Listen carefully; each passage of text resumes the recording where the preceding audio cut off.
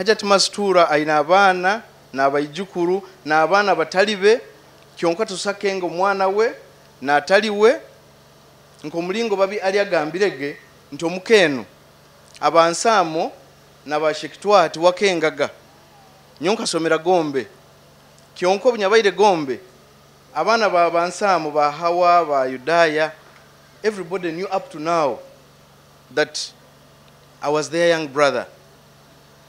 So nigo musingo gwa Hajati yatukulizemu niko mukuru hantu sakwawukanizaho mwana we natali mwana we mwijukuru natali n'abadoptingire n'abatali bona. You cannot differentiate us. Nibo bumwobo Hajati Mastura tukumusimiraho kandi yatwegesa no kusaba yekyo tukusaba mukama Ruhanga atuongere kuba fora aba waladun swali abaramusabiraga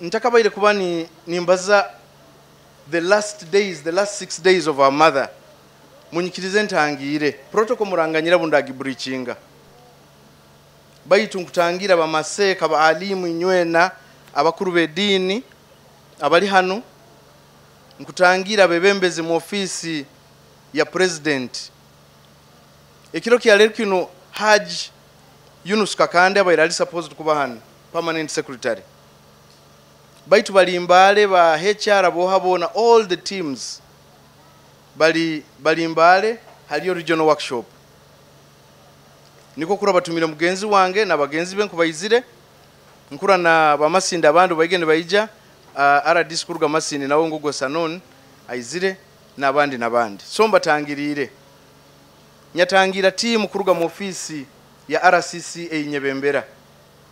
When they heard about this bona office kingire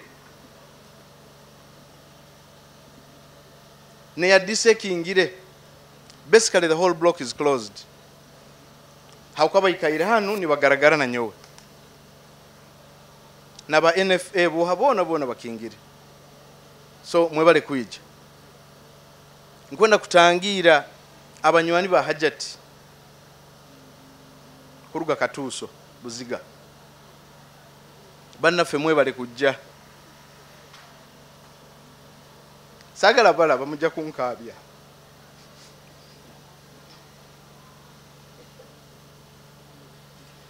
nkwenda kutangira abantu nywena nko kumuyizire habo kuba mama waitafuire sai 11 nkwenda kubagambira obomezi bwa Hajati ebindi bundabi jabura kubi muto wange ona rakoraki arabimalira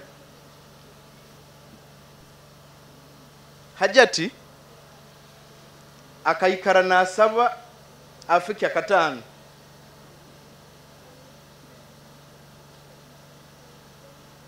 yekaraga natugamba sengaze mfa kulwo kutano emizikiti nejinsabira abasiramu ni bansalira atenga nakululungi nnyo gali mananu Hajati afirige sai 11 kande kyakabira katugamba obundi banfuire obwire ni bukyali zitakakire sai 10 temunsuzanga munzikingirangawo. We got a problem Hairwaro nibagamba how do you bury your mother so fast? Twabagamba our mother's interest was to meet his creator the same day he's taken. So twakibasaba at one time Nyona Isaac we overruled everybody and said that's what mom wanted. Habairoga na munywaniwe munao twaikira nizambo Hajati yatusaba abatakenge bintu binu muno munaba tali basiramu omuntu bwamara kufa atubanje bintu bisatu. Ekyo kubanza kiri kumunabya rundi kumuterekereza okamuzinga bomara kumuzinga ekisembayo kuba kumuzika of course asalirwe. So hati bwire buno Hajati ne bitukubaza bino tukumukerereza her journey to the next world, to account for her deeds. I'm sure they are very good deeds. So tukozere kintu kinu kuzika mama waitu bwangu ekiro kya lero, because that was her wish, kandi it is in line with the doctrine of Islam. Nikia katane ekyo uruhanga kikozere ki akimwesa suliri. Abantu abamu mukubazaga muno munabazeyi runda bakuziro runda you know, the generation has evolved. We need to understand that things have changed. They are new normals. Mama waita kafera musauna gali manano kahulika yamuokya, but she didn't go there for luxury. It was not luxury. Mama waita baire no burwaire bwa sukali, kandi oburwaire bwa sukali bwoba na sukali oyina overweight oyina masaju oba candidate wa stroke. So aina kuikara na yoki ya masaju, aina kuikara na kora exercise. Mama waitu abaire na aerobic classes, aerobics.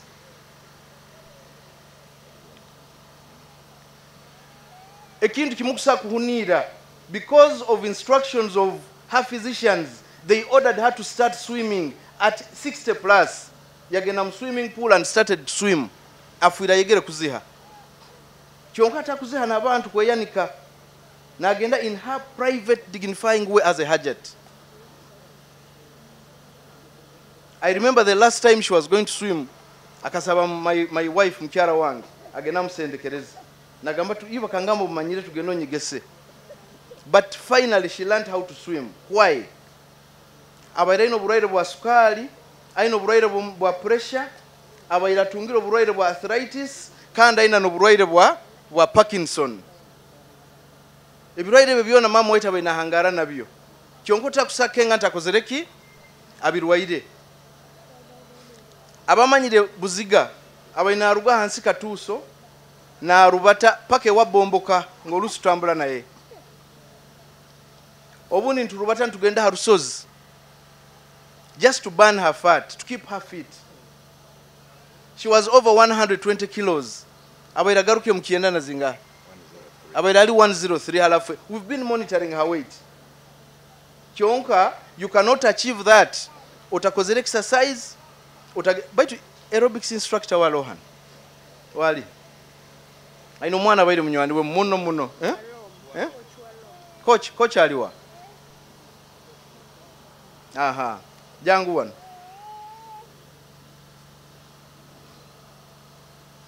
Omusigazi ogwo niwo abaire namuyamba. Omuntu arwaire Parkinson, arwaire arthritis, arwaire diabetes, aina pressure. Aina kuikara mu ICU. But our mother was living a normal life because of the exercise under his instructions. Alinka, coach aliwa. Sebo jangu wano. Wadde abadde nawe mama wo ninjagala kwebaza akensuso. Ono mwana muto. Bati nuwabaire namugamba hati mugongo nigo tugenda kanika. Bigere nigo tugenda kanika. Na nyonka rwaraho yankanike bikya bino in just one session on. Thank you for the job well done. Don't cry. So mama waitu akagenda musauna not for luxury but on prescription to save her life, to salvage her ailments, multiple ailments. Ekyakandi mama waitu akanywana omwisiki eyakubaireho hanu baitu habo butandu bwagwireho Zahra yamunywana tutamumanyire yamuleta omuka at one time tuwayeka guzona kasomba waki wallahi nkubaza manana kyonko bagenzere ne banywana they realized bakaba Uganda mu muziro bona bakurungo hati bafokera kimu ba sisters ni wabaire personal assistant wa mama buli halagenda ni wabaine agenda nawe era no bali bagenda mu sauna niwe mugambire it is time for exercise, we go. Obahikireyo ekintu kyatabuka ngo kyatabukire police ekoro gwayo kyahulika boire kahulika ekisika ekya sauna kyaba reduced to rubble. Debris zairuka kuruga nkano motoka ziri kuli nikimanyisa nte zikafuuka fragments. We don't know what happened. Zahara okuguru kwo kwa left ekintu kikakwata kyakutemaho hati ali tukwaliza bwire bunu ayina okuguru kumu kandi ali mulago recuperating. Omuntu ondi bakumweta mama Ramu ate bawuli mama Ramu abayiremu batekeza mukyara wange la nawo munywani wabo wa hakiaro niko batahire musauna abantu aba nawo bukyahulikire byamwokya byamusara kunhona nawo akupocha ali nsambya.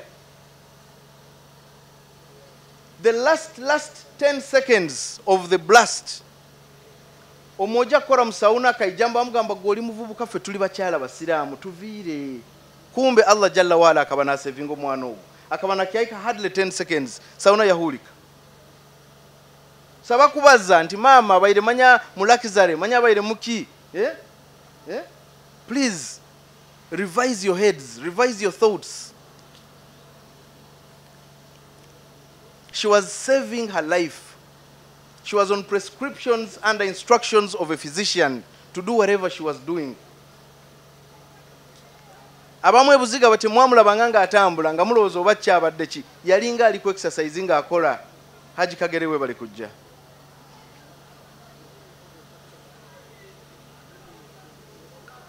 So egyo niye bayire mfa ya mama waitu kyonka obuyabayire atungira obutandwa. I also want to note this because it is so challenging. Country resort kamwirukia ya mtwara mu kliniki obarozera abantu basatu bagamba lao ntali kesi yaitu bamwirika ga mtwale nsambya bamwirukia nsambya koma mu mama Ramu bagamba ntu kumusobora ali kale mama waitu na Zahara barora bali mu extreme conditions bagamba mbatwale Kiruddu. Those are Kiruddu cases. Immediately bayirukia muntu ogwo Kiruddu nkaba buyiro obonyonka bamazire on Sunday nkaba muka tukaba tulina omukoro wa Haji Siraj Saturday. Mama waitu no yabayire senga owensonga Sophie na alesero musaija in traditional marriage. So mama kaba very happy akaba joy twekaga ntugamba nego omukolo nga wagwetegekera nnyo nga buli lugoye lwayambala luli ku point buli lugoye luli ku point ngamba kikigwe sente wazijja wazino nti ngoye zange nyikara nazo kumba akaba naraga abantu. So obamaze kwatwala nsambya bagamba onu kesi teri ya mama ikaba yomuro. By the way, government ya Uganda has the best burn center in Uganda. No hospital in this country has a better burn center. Haliba janjabe ebihoya byomuro nokora plastic surgery mu Uganda like Kiruddu. People undermine government services. Unfortunately, the story is different. I'm a living testimony now. Twice. Nyowe nkabaho no burwaire bwa I had a nodule, a cancer growing on my throat, larynx. And I had money because I wanted my life. Nyairuka IHK because I was told it is the best hospital. Bagenda kunsemeza. Bali ya million zange 5 bataka nkwasiroho. Sabu zanzika sahemu bangamba we are sorry, we could not reach your system. It was very narrow. Now you are a referral case to Mulago. Nyagaruka Mulago bankoraho. I learned it was my turning point. So today, the best burn center in this country is at Kiruddu. And they have an ICU and all qualified consultants. Obahikireyo mama waitu bamwadmitting. Kyonka Zahara habokuba kaba okuguru kuchiwekereho. Asigayiza akahuza kakwasire bukwata just half yokuguru murundi. Ebitega byona bichiwekere. Bamugamba onu ali orthopedic case. Mumuirukie nkaha Mulago. Nyowe nkabandi mijera nkugaruka masindi ndalomuka habokwa mande nkanyina kutura mu office. Hati muto wange onu he exhibited bravery. Akavuga Zahara ya muiha Kiruddu ya Murabi Expressway habwa jamu ya muleta paka Mulago because ambulances were not there at that time. Ya muvuga motoka ye yona ya ijuro musahi.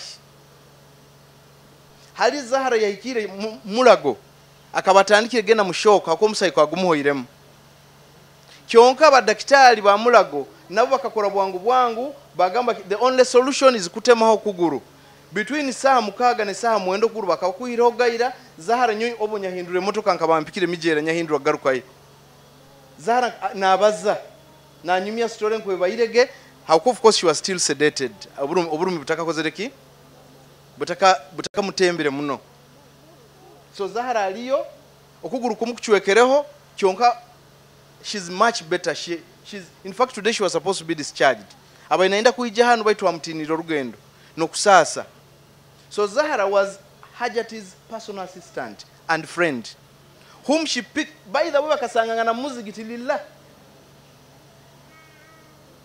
they became friends in the mosque and she hosted her to her home like many people here you may not know the way she hosted them then umkyaro wakasatu ni wogwo so I just want to make it clear Hajati akabana bakazi bagenzibe habo burwaire kandi habo ebyobwomezi habo kwani ko bali bamuragire na muri nyandu bazeyi banyi kubamanya mugenda musauna mukore aerobics habo obwomezi bwanyu so nkwenda kusima Isaac na bagenzi bange mwe bali kujanja ba mama nkwenda kusima abanywani baitu nkubarahirira tukagenda Mulago kya sabite kiro turugire kyalero nyinkiyakara unless if you've spent your money we have spent money from friends ntangiye kubabaza hano obwire bukukia haje mzee dogo akangama mama mitwara 5 haro Dr. Wamanti manyira ro canon Dr. Wamana ro mumale munsimire akantwekere milioni 2 yagamba treat your mother nabandi ba colleagues ba RDC boha that's why you guys have been giving you money KFC what everything because we had the money from friends and the money was meant to make us comfortable to treat our mother.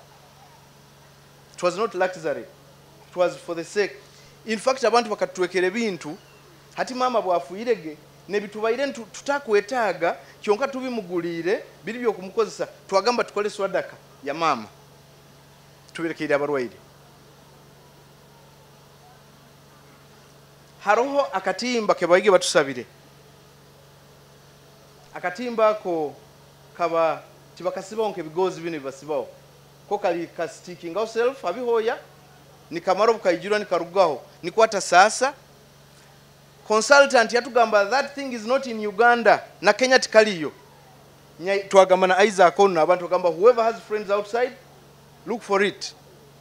I posted it to 3 of my friends, in fact my relatives, Auntie Jole aikara London kamutowa isenyo bwiro waiga katungire aka orderingire agambire haroho enyonyi ya Uganda Airlines ekwika London kya lero ne rusimboro kya mukaga yagamba by Sunday latest Monday morning by the next dressing she'll be having it. It was already procured because of friendship. Nabandi nabo yabutungire but this was the fastest source kandi yagamba nguzire bwingi because they are expensive but we may not get another opportunity to have them. Why am I saying this? I'm not bragging. Mama why tutafuire bukene tafuire iburwa afuire aina everything it required to take. Nkwenda kusima kanso Muhammad Mbabazi manya rohan akuija Haji Muhammad Mbabazi akaija kuturora yampwe wetera yagamba inywe mama wanyu mumuihe hano mumutwale mu irware rindi ya proposing Aga Khan na ikingwiro branch Kampala tuwagamba tutakalikozere let's do due diligence on Aga Khan because sometimes those rose clinics or hospitals hoodwink us in their neatness but end up becoming death traps. Nyina bantu banga baferere mu clinic being fooled to be treated by doctors when they are being treated by nurses and clinicians. When a matter is supposed to be handled by a physician and a clinician nakora ki nagyepikaho. This is what happens. Twakora due diligence. Separately nanyo separately. Nyo nyagenda through my system za security oni yagenda technical tambyo byobomezi. Twakisanga nti eirwaliro lirungi muno. Kyonka tirikainga ine mulago. Kyonka tiri kuingana eri Kenya. Hakola eri Kenya lirungi muno. So our conclusion was she was going to be better handled from Kirudu. We even, director of Hoima Regional Referral, they introduced me to the director there, Harono Mkoa Itumusangi wange, Dr. Bahatungire. Nawe yatera yesimye bagamba ogo murwaire wara sisi. So nyagendaga owa director openly. They caused the conference kutugambira ebirwaire byona nebizu bya mama and what they can manage. Ba parading the professionals abakusa kumujanjaba. Bagamba this case can be better handled here. Habo kuba no marwara gando ko muro buguhingurana babagarankaha Kirudu. It is until yesterday we were with the doctor mu ICU. Mama waita ferere mu ICU under intensive care. Kando ono ali clinic office ono mto wangono. So aina doctor mugenzi wenku bakora gahamu tumweserege nituhabuza is it nutrition, is it medical, tukaikano kubagamba if you don't have very good drugs and you think you need them tell us because we had the money zimtwaga ni mtwa. Dr. Ogwo atuibireho gakama nyona aidon yatugamba mbu ebihoya ebikuingana ne bya mama ebyo it takes agambeki gamboki. It takes the grace of God to survive. Dr. Tugambirege, it takes the grace of God to survive. Nyamusaba no kumusaba kanaiga see my mother. Nyagenda kumura yangamba mama ayorobere. Abagina isana kutugamba mbu ali ha countdown. Kando obo tumazire gamba bagenzi bayitumbu mama is being managed because that's what we were told. So mama twamuleka agenzigo abyamirege kurungi pako buzike saha 10 nekichweka bagamba nyona muije tubayireho the whole army turoho atandikire koraki ku parking ebye byo munsi pako bampronouncingire afuire saha 11. So mama tafuire bukene tafuire burwa bujanjabi tafuire buburwa bwebyetago everything was in plenty. But it was her time. Niki abasilamu tugamba qaddara Allah ma sha'a fa'ala. God decrees his wish the way he so wishes. And his word is final. And once you understand that, you be at peace with God. That's why you sing we are at peace. Nkwenda kujumira. Mama waitu atungire butandwa. Aba postingire bintu ebyo. It was a private situation. Turned bad. But some shallow-minded people, for the sake of attracting likes, recorded our mother in the sauna and posted it. It went viral.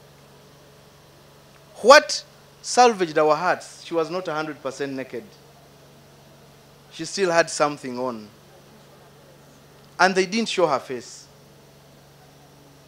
Baita banta ba in a video, please stop abusing those gadgets. Stop. Nyowendi mnyamahure. By the way, photography has even a rule. You are not even supposed to photograph someone eating ayasamiro muno na alia. That is a rule, a professional rule. But people want to do everything the way they want. It's quite unfortunate. So this week other gambira genti Emeritus Mwalimu Babanja agenzere Galimananu mama wange yaguraga ya saruna nazitwekera bana nanyo yazintumaga ninzi kuletera so nkero bukaiso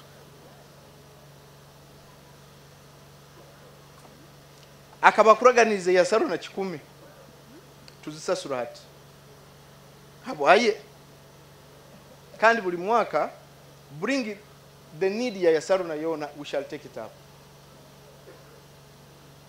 Nitukora sadaka tujalia.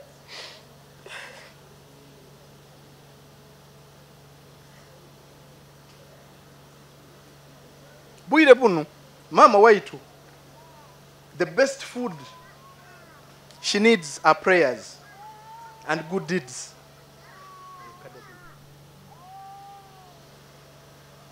The best food now for her, according to the doctrine of Islam, are good deeds with an iman for her to get thawab. We shall do them. So, ibanja lya mama lya Saruna 10 obuzazi liho ima kyalero nkwenda kuzisasula sente zinu nyina sente nyingi mu nsawo muno bazimpaire kuzika mama. So 10 ekyo ngenda kikora ki, but bring the needs of all your Sarunas. For as long as you feel there is a school mu BMDC ekwenda ya Saruna, bring them to us. It's our business. We shall buy them. Kyonka tutakuzigura habwaitu nituzigura soda katulijalia ya mama waitu.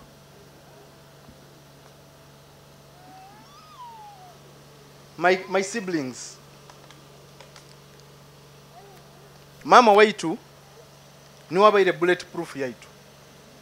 Mudua na mlove. She's gone. Let's remain united. Let's remain prayerful, and let's be truthful and honest to ourselves. We'll remain united, we'll be happier, and we'll have that bond that is inseparable. That's my message. Amaka gaingi gatabukira abazaire babo bafuire. Eka ya Hajati Mastura tejja kutabuka. Habukwa akabituwegesa. Akabituwegesa insha Allah tujja kutabuka. Because what unites us is stronger than what divides us. Nkusima abaizire kuzika, nkusima abako baitu, nkusima abakyara baitu, aboko balinka. Mkyara wangu bala. Arabaliyo. Obuyahulire kikanga bwa ningenda kuhindukira mijera ngaruke yangambo tagezo kandeka. Iora nabya mama wao. She came and teamed up with my sisters and aunties and Sarah. Obabaide niba siba mama. Nyonka bando muhanda ningenda. Baita ababairo bakagamba Aunt Sarah kafuka daktari. Na kwata kinu ina gloves na isana doctor. And she has been there until when mom breathed her last breath. So tukusima. Mama baide treasurer w'omuzikiti gwa Katuuso. At one time abasiramu be Katuuso kino munsonyi wenze bwe njogera lilla. Waliwo abamukyawa muzikiti omwo kubanga accountability yenga taji corruptinga nga esente ye wadde nusu 10 bwoba togibaliridde bulungi takuwa oba akulanga. Naye bwe bamutegeera ate n'akiddamu n'atambuza emirimu gye. Nimbye. She was a very honest woman. She was straight. No samwa huze sente mu bahasa atazihinduiraho change okongera okazisanga akazikora ki akazikuhereza. That was mom.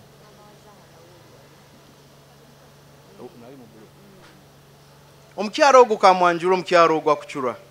Kandi muraire wa mutima, kandi muraire wa sukali. Ogwo niwe mama wa Zahara. Mama kitalo nnyo tufiiriddwa. Ne Zahara afiiriddwa mama we. Naye ffe twebaza Zahara.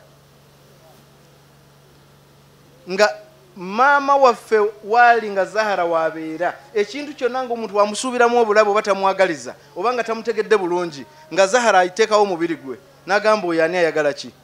Ani akwata ku mama? Nga ne bwe gibeera mikolo ngalese wana ensawo ye nga ye Zahara ayinza okwefiiriza omukolo. By the way, you may not have detected it, Haji Siraj. Zahara kaija hamukolo gwa Sofi. Kyonka Zahara atabenkaha akaikara kulinda ebintu bya Hajati. Kandi Hajati atamutumire. That was her job. Akaba askari wa mami. So twagala kumwebaza. kuva obuzibu buno bwe bwatuuka twatambuza Zahara ono muto wange nze saaliwo nali ndi mu kkubo nzirayo n'amutwala mu ddwaliro tulabiridde Zahara ng'owaffe nkwijjuko bunyahikire mu irwaro onu yalarairo nyamuga tugende wa mama obutwahikire wa mama ono niwatuhondera yagamba kati mumusigadde wano kangende wa Zahara then ba Uncle Sam bagamba turasuze wa Zahara Uncle Ibra ali hali kati wano muli banji kangende wani ewaza niko tuikaire ntu alternating like that we want to promise Zahara bwanaba suse tugenda mugulira okugulu an artificial limb tugenda mutwala mu physiotherapy ayigo kutambula tujja mufunira emigga emirungi ajja kusigala nga ali mu nyumba ya maama waffe ate olwaleero luno ekitamulese wano atandise physiotherapy leero bamaze n'omuwa emiggo si bwe kiri kati bw'ava ku miggo twagala afune n'engatto bw'amala okufuna engatto atandika okutambula addemu okutambuza obulamu bwe nga bufaanaganako n'obwo obulamu bwe yali ayina lwakuba ebibaddewo byo bibaddewo Katonda yasazeewo n'ekyenjagala ove wano ng'oli mukakafu tukyogera wano mu lujjudde lw'abantu tetugenda goba Zahara waka nti kuba mukwano gwe yamuleeta akoze eki nti afudde Zahara tukyamwetaaga Zahara kisenge kyaffe mukwano gwaffe ate yafuuka wa luganda nga Qur'an bwegamba innamal mu'minina ihwa faslihu bainahum ihwaikum twanyweza oluganda olwo kubanga yali mu'minu ne mu'minu maama waffe munganyire mbalize bingi kyonka nkusiima Ruhanga ngumire in my heart of hearts mbagenta manyire nja koraki nja kubaza nti baitu alhamdulillah nkusaba tusabire maama waitu musabire Hajjati Mastura ebyamusobereho abimuganyire kandi ebirunge byakozere bimufuole ensonga kumutahya ejanna Allahumma ghafir laha warhamha Allahumma thabbitha biqawli thabit Rabbi ghfir li wal walidayya kama rabbawna saghira Assalamu alaikum wa rahmatullahi wa barakatuh Princess Kabakumba Laboni Masiko I recognize your friendship, mentorship and love in my life, in our family, and even in death. Because I think Kabakia Balaza, Akarugam conference Munyonyo, Yabieganyira, Yaija kurwaza mama akarugongira saa mukaga. Omuntu ondi nkwenda kusima. Abantu ba Masindi bamanyira tayise nyowe. When I got to Masindi, abantu ba Masindi mwebale kuija. I found a father in a man called Keith Bitamazire. We became friends. Alinkadieri. Omusajja ogwa Kanyenda. By God's grace twabaitwena ba Bulaka kandi tukaba batito iro ati murabiro omusaizi katito. Nyaika kaire na boruganda rwa Keith abazazi. Nibagamba nyonta hamwana akansereka. Twaikiraniza nyowe na Dierogo. Ntio obara kuhabuzaga niwo na gama maisani. Na nyowe twabuzaga niwo my dad era mweta daddy era na mama wanga atagana gamba daddy wawo wa Masinde wazoire Masinde aliyo. Akaire kakahika enkoragana yange na Keith na abana be up to now. Baroha nbuire buno. Angela, Ava, Morris. Baroho na mkiara wa kiki. Mwemere babarole. Abantu abatatumanyire Masinde okwo bamanyire nta mutabani wo mugurusogo. Hakwanta hamutahanju kandi tukagonzangana. Harono munywani wange ndi Isma bali wa Yanga. Isma aliwa. Alinka. Oyo Isma ogwo mukumura mukasaizi katitako. He's a billionaire. Yatemuja muku wa Masasi kubaziri mu account. Omura manyire Young Tires opposite Old Kampala. He has invested more than 5 billion. Because I know his wealth. Tukanywana tuli basigazi bato yafoka munywani wa mama Hajjati Kiberu. Bakwano ba mami musituke. Hajjati mwenna musituke bwe nayogera ko omukomu. mama byatungire kizibu bakihura tutakamuhikize kiruddu abakazi abo niyo niriheri abaire yeri Hajjati Kiberu aliwa ha uli wali Hajjati Kiberu nsabojje kuba gufuse mama waffe ebyaddala atenga n'erinnya lyo bakuyita Mastura abo bakanywana na mama waitu bafuuka bali ba namesake n'abaana bafuuka inseparable bona bali mu masomero g'ombaana baitu abaijukuru n'abaana n'abaijukuru be Hajjati bwire bunu awabadde nga wasinga okubanga wazibu oyo mukyalo yabadde akwatawo ne Aunt Sarah.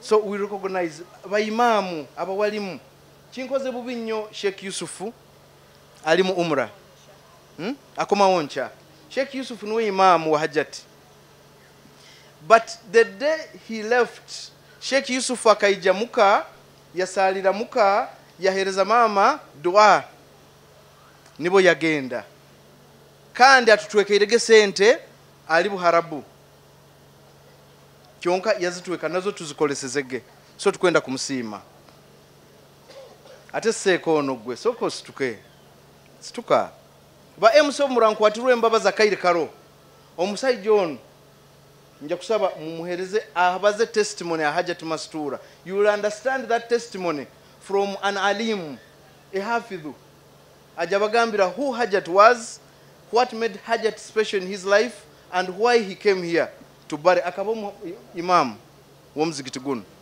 Nsabire muramu ina kaire muwali mukamuhereze bajjajja si bamama abo bajjajja bugamba bamama obo bavodde bajjajja baffe abawologoma mwebale kutwagala mwebale kutwagaliza mwebale tusabira mwebale okubanga mutubereddewo abe bitindisa ba honorables. Dr. Ruyonga Kemu yagenda no ICU akowe doctor yamurora yatuhane sente orufurunu rukyolekere nti obunywani bugenda beyond parties. Mwene waitu Kasule Ismaili mbaire antwekerege mtwaro 20 ntazimusabire ndozere message bara 50 sorry 50 I'm confused, and many people who gave us money. Barakallahu fikum wa jazakumullahu khair fi dunya wal akhirah wa hadha assalamu alaykum wa rahmatullahi wa barakatuh. Ngenda kusaba nyina Ruminyowe niwe abanza abaze nnyo takawaliza.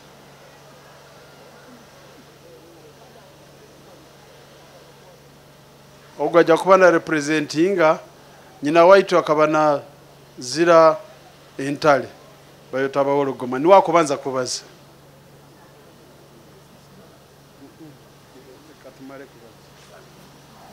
أعوذ بالله من الشيطان الرجيم بسم الله الرحمن الرحيم. Bakungubazi bannaffe mwenna abakuŋŋaanye wano mwenna mu biti byammwe tetusobola kumenya ono noli mbalaba muli bangi nnyo mwebale kujja twekubagiza ffe nga abazaala omwana atugenzeeko omugenzi Hajjati Mastura Ndahura nammwe okubakubagiza n'ekikubagizo ekisingira ddala obulungi nti inna lillahi wa inna ilaihi raji'un. Kitalo nnyo kitalo ddala. Mu linnya ly'aba maama ne bakojja abazaala omugenzi Hajjati Mastura Ndahura ffe abawologoma bazzukulu ba Namuguzi tunyoleddwa nnyo olw'engeri eno eguddewo. Asinga okwegamba okutegeera embeera eno yayinza okwegamba okubanga yali aziise ku mwana oba n'atunula mu kabbuli y'omwana we, naye naffe y'embeera gye tulimu ng'ababadde bazaala omwana ono Hajjati Mastura Ndahura. Tunyoleddwa nnyo era twekubagiza abawologoma mwenna abali wano abazaala omugenzi n'abaana mwenna n'emikwano gyaffe mwenna ti Allah atugumye mu mbeera eno, era ffe twongera okukakasa nti Allah nga bwe yakeera n'amutuwa era yamutuggyeko. Obulamu bwa muwala waffe Hajjati Mastura Ndahura obusembayo kwegamba bubadde bwa kigezo nnyo nga buzibu nnyo okutegeerekeka okuggyako oyo Allah gwasobodde okuwa okutegeera empagi y'okukkiriza ey'omukaaga gye tukkirizaamu nti ekirungi n'ekibi byonna biva eri Allah jalla wa ala.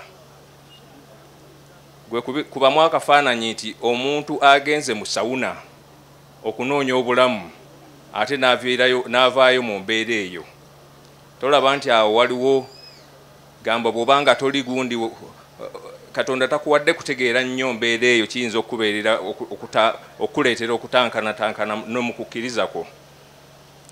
Nayogera naliko mu ddwaliro ku Lwokusatu nensinkanayo RCC ne batoobe ababadde bajjanjaba muwala waffe. RCC yaŋŋamba nti maama ali mu engeri gy'ali mu ICU, omuntu bw'abeera mu ICU era obulamu buba buzibu.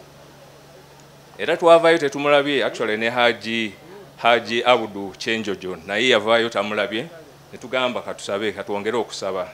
Olwajjo n'enjogera ne Hajati Mastura Hajati Zainabu dokita, era ku mbeera mubuuzo waayo embeera ogiraba otya, n'azizaamu amaanyi nti omulwadde yasuze bulungi, n'asaba n'ebyokunywa, obwedda alaza ne asaba bamuleetere ebyokunywa era n'anywa bulungi, bakyakola testi za mutima nabiriwa era ajja kuba bulungi. Naye ogenda okuwulira ku makya Haji Siraji ssaawa 10 zigenda mu 12 nga nkubira essimu, era olwagirabye ne mmanya nti waliwo ekikyamu, nti oli agenze era nenywezeza bwenyweza nakugera kwa Allah nti Allah eyamutuwa muwala waffe era amututte. Tetulina bingi byakwogera, mmanyi obudde bugenze, naye nyongera twongera okwekubagiza ngaffe abooluganda n'okukubagiza abaana baffe bonna, Haji Siraji ettiimu gy'akulira n'abazzukulu bonna abaviiriddwako Hajati Mastura Ndahura, nga tusaba nti Allah eyamutuwa, tusaba ensobi zonna zakoze ng'omuntu, Allah amusaasire amwanguyiza olugendo luno lwagenda okutandika akawungeezi k'olwaleero era amwe Jannatu Firdaus. Assalamu alaikum wa rahmatullahi wa barakatuh. Wa alaikum salam wa rahmatullahi wa barakatuh. Kambanze manyire abazaire baitu omanye family yaitu ngazi mune kihinguraine weye cosmopolitan, multi-ethnic, multi everything. Nja kubanza n'abaisi nkurube family yenu, Honorable Kizaro Bembera hamwe n'Omnyoro Kasozi, abo nibo bazaara nyina waitu. Can you stand up for recognition? Honorable ino tokwehura kurungi baitu ndakusaba wehambirize rundo rateka mukono haiguru katita.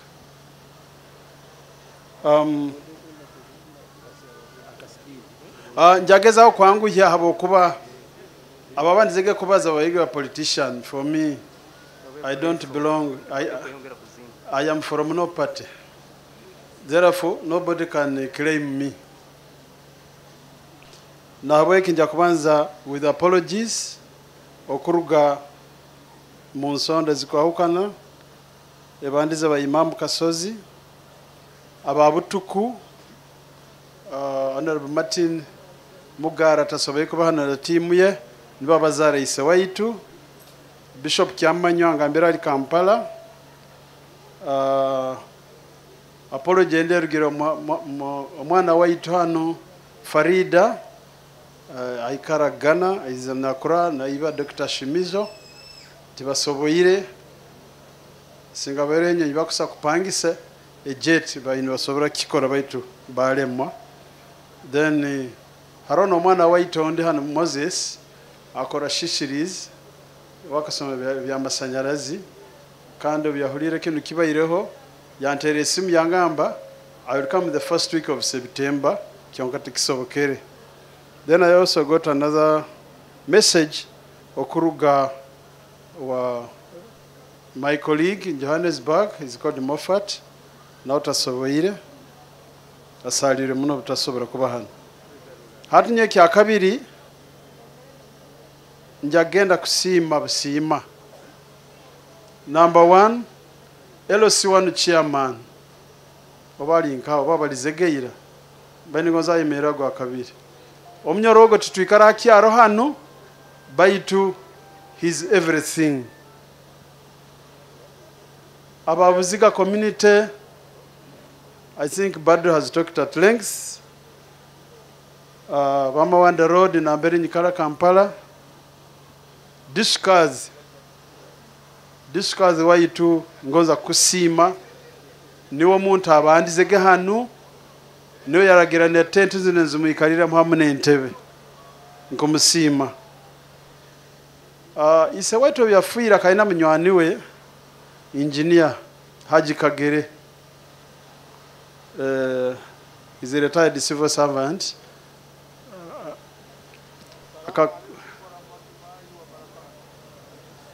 Engineer Kagere ogwo akakoraho imahano niho isonye manyire. Harona munywani waitondi bambalizeho ira director wa Salamu Charity Haji Kalisa obagi aroha omunyorogo mumwetegereze atukore ebintu bingi abahoima mukwate kurungi. He believes in transparency. Bako ekikumi, you must show value for money. Nyina nabagenzi bange ababunyoro United Cooperative Society abanyikara nabo. Omanyo mukoro Robert wagonza rohan. Hatogo omuhaba kama baitu mukitebe ekyo ito tukatandikaho Cooperative Society tukatandika as a unit investment. Twagihindura nawe Cooperative Society to saving buli mwezi. Hata as I talk today omaiso gabakuru abo hata account yaitu ero billion ya Uganda. Hali muikalire hano abagurusi baitu bagenzere bakatuleka tuli bantu muenda hata hali nkubaliza hano tusigaire batano mama wetu kyatuzaraga. Buli muntu ayeho mulimo ogwakora hano. This why you see this compound is always slashed whether I'm around or not. This is the effort ya Hajat Mastura na Hajabudu. Hajat Mastura yeho mulimo gundi hali tugenda kumwahura hali akatekaho muntu niwa musasura buli mwezi to make sure hali bali tuteka nyogonza ngenzere tituja kwekaza Kampala nti bakiasaha no haroha akera kweya habituro ngonza buli muntu ali hana akiege hali bagenda kutekwa tabanza kudojinga nti Kampala bakyalinda linda anangwa bakulinda bala hero no keep where they are going to bury you clean because bakunga babandi bakanyaga mataka abandi bakoraki. On this earth you have 3 by 6 feet. Boraga nonyaga itaka lya mugenzi wawe ijuka you have only 3 by 6. Honorable Pius nkutangirire ogo muko wange turizanga ine hati mugenzi wange akangambe kintu kimu akusaba tuikalege tuli muntu omu. Okay. Now tuine ekizibu hano inyo abasomere we don't want to live in denial nti tutuina kizibu ngonza abali hano inyo na munyambe. Chairman wange LC1 has been doing it. Bakandekera abantu bayinja bankulira hano. Good enough, others are well educated. Some of them are doctors. Araro linkai jan. Where are you? Dr. Faruk Alinkarali, come. Hati family zaitu zona nezanyu niko ziri tuinaha na bakunywa injaga. I don't want to live in denial. Munyambe monsabire family yetu ebe my father was a district kazi. Everybody knows. Chionka ebintu kibigenzere sine hinduka niho twemereira nkusaba obuyambi bwanyu n'essaara zanyu habwokuba mugenzi wange akakingamba obundi bantaroho ogambiraga abantu abaroho batekemu essaara ensiisikale ziterekeere. Haji Kitakule yagambaga Ruhanga ali omu azaara abaddoma manya yahangira abaddoma niwe yahangire n'abagezi yahangira abarayira yahanga abagufu tinduko kiri haraki hakana hatinya na mukwingana oburayira. So nibye ebyo nkuni abantu mire mbaire nyebere bagenzi baita abandi Zibeda Asina na Sudati bagenzi baitu baikara Milano Italy. Then tuinondi Mama Sherifa aikara USA. Abo nabo batwekeire obutumwa bw'okuganyira. Hareki nyebere.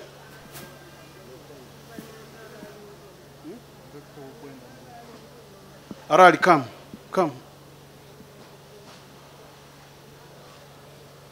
Onu is one of our children. He's a medical doctor. Niyo Dr. Farouk Arali. Hawakuba abantu bakamwenda muno bamusinda businda hano nti niwe Arali. Bokaguza Arali, they mean this one. Okirozere. I have been saying, and let me say it here. Ise waitu na nyina waitu baendaga keteba kusoma. To the extent twagamba bolisanga mwana wana atasomere, let that one go for a DNA test. Toli wahana. Yes. And I'm serious on this one. If you are not studied, you go for a DNA test. Muranga nyira kibaza. Haramu tarangire.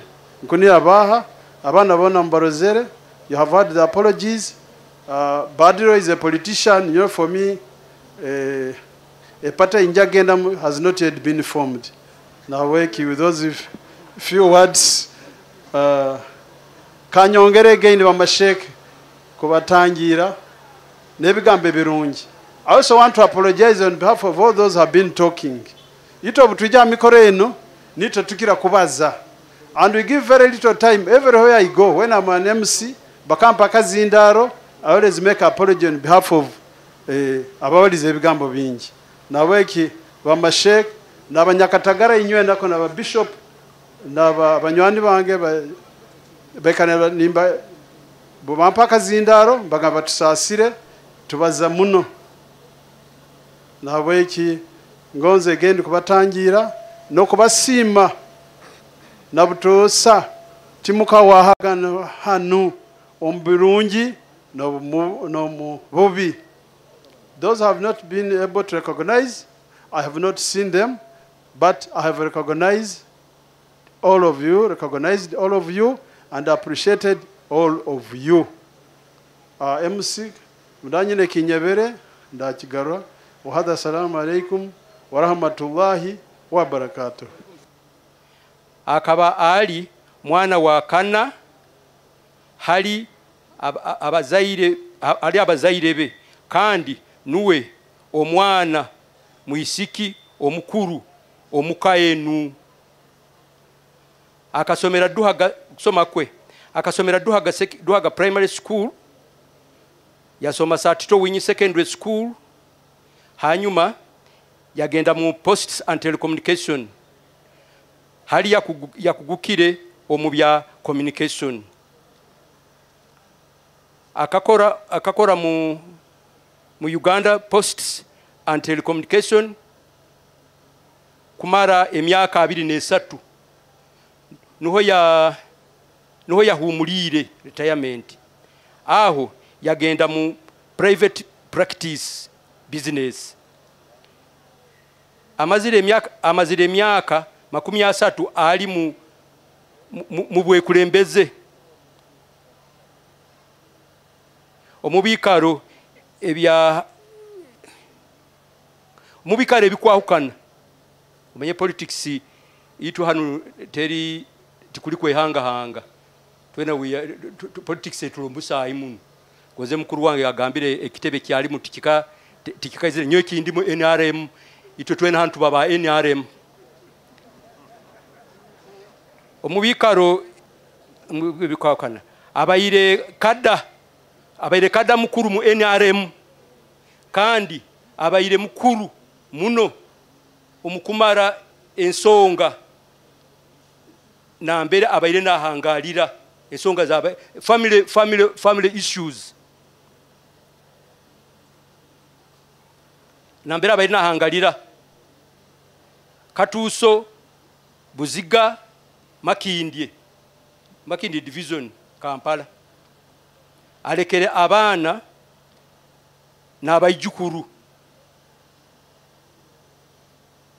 omo niho hali RCC owa Hoima City Haji Badru Mugabi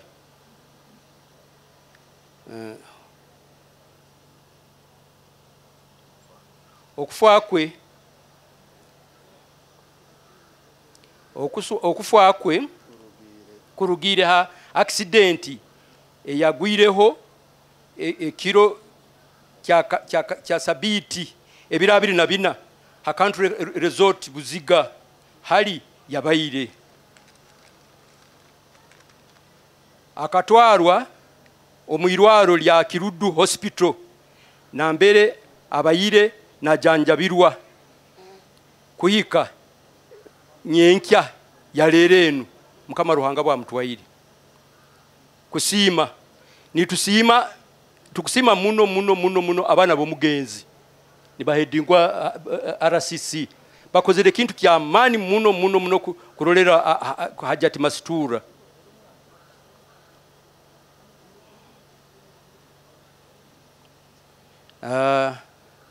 nitusima abo Ruganda abanywani abekyaro na mbere abayire nahangalira naikara mwebale muno nitusima aba doctors hamuna staff aba Kirudu hospital mwebale muno hanu Bujumbura East nitusima abataka abalimire embi hamuno kwato munsaho bakaya kasente ko kuyamba mukoro guno tukubasima muno lastly nitusima abantu nywena abayizire kutuzikisaho mwebale muno kuija kandi ntubasaba mutuganyire habobwire habokuba mukurore time yomugenza agenzereho kandi tubayitwina kuzika today kumuleta mutuganyire okukererwa okubayireho nebyo byona nyo abisomerere nyo hajazizi gafabusa mugenzi wo mugenzi inna lillahi wa inna ilaihi rajiun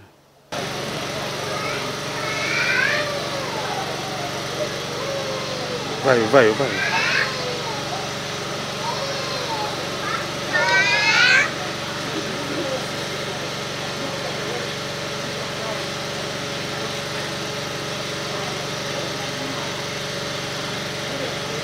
Allahu Akbar.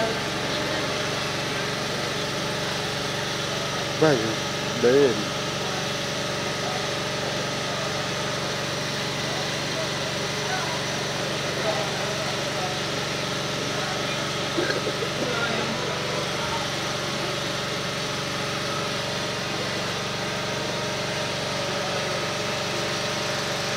Allahu Akbar.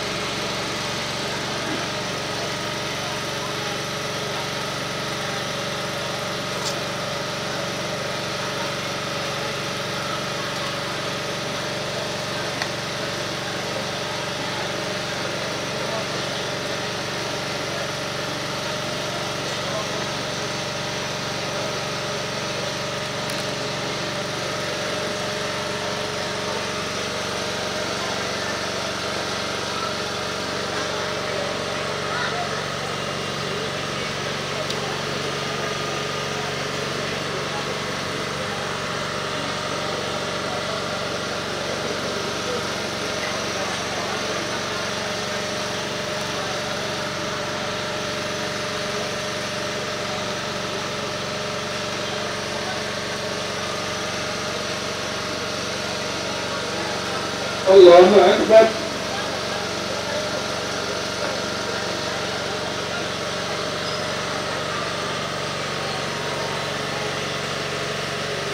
السلام عليكم ورحمة الله وبركاته. السلام عليكم ورحمة الله.